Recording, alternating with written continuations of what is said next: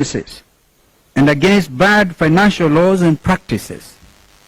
They demonstrated against shameless displays of opulence and of corruption in high places in government. For this they were battered. Their head is in a state of thorough confusion. Kenyans are dying every day for want of health care because of the confusion in SHA. Was this SHA intended in the first place as a scum? Almost as if it has been in the grip of some mysterious forces from the spiritual world. Kenya Kwanza is visiting untold atrocities upon its citizens. This has been the season of abduction, disappearance, torture, and killing of Kenyan youth.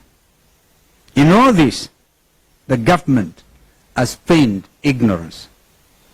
The year we are about to end will be recorded for the battering in the streets and for the killing of our Gen Z youth. Their only sin was that they came out to exercise democratic self-expression and to stage peaceful protests against an untrustworthy regime that has gone rogue. And how did the regime act? They did a parallel of goons to turn otherwise peaceful, legitimate protests upside down. Our youth protested against oppressive tax policies and against bad financial laws and practices. They demonstrated against shameless displays of opulence and of corruption in high places in government. For this they were battered. Their heads were violently opened in the streets. Those pictures outside the National Assembly are still fresh in the minds of Kenyan parents. Their lives were taken away in the prime of youth. They were shoved into gunny bags and thrown into dump sites like bad rubbish. What government does this anywhere in the world in the 21st century? I recall when we had to go and join the people of Embakasi South and witness that terrible, terrible sight. If there was a responsible government, by now they would have sent the Army, National Youth Service to clean up that mess. But do they care?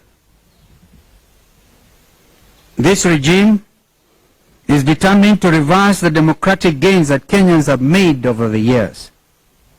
It has captured the legislature and reduced it to a cheap rubber stamp for the executive. And today, it is busy stoking the judiciary with the same intents. We hail Kenyan youth for standing up to this oppressive and corrupt regime. We assure them that they are not alone.